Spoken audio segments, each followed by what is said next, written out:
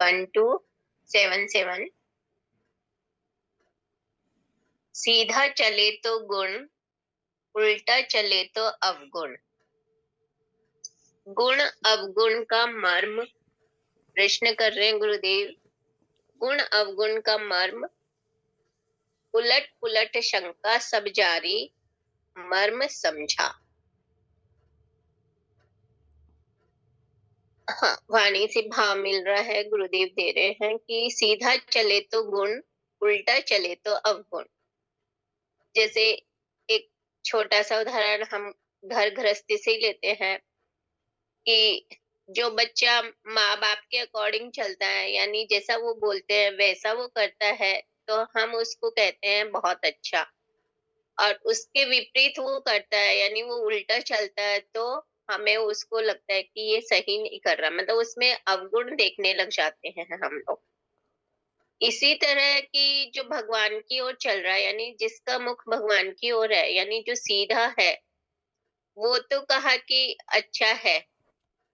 और जो उल्टा चल रहा है उसमें कहा कि कुछ ना कुछ अवगुण है, कुछ ना कुछ कमी है। तो यहाँ पे ये पूछ रहे हैं, फिर प्रश्न कर रहे हैं कि गुण अवगुण का मर्म, कि गुण अवगुण का मर्म क्या है फिर, कि उलट पुलट शंका सब जारी, मर्म समझा।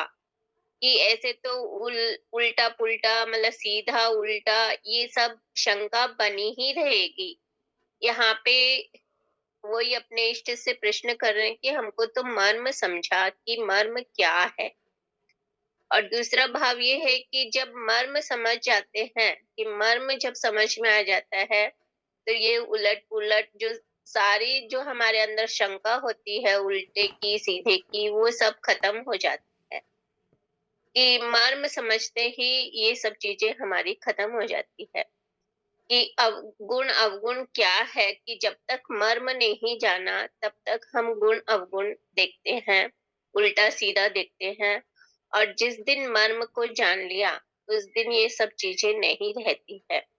जैसे कि हमेशा हम कहते ही हैं और सुनते भी आए हैं कि चाहे भगवान को सीधा भजो या उल्टा भजो, यानी कैसे भी भजो, बस उसको भजो, ये मर्म है। कि मर्म शब्द कहता है मेरे में रम। मेरे में रम किसी भी तरह से, चाहे उल्टा कह के चाहे सीधा कह के।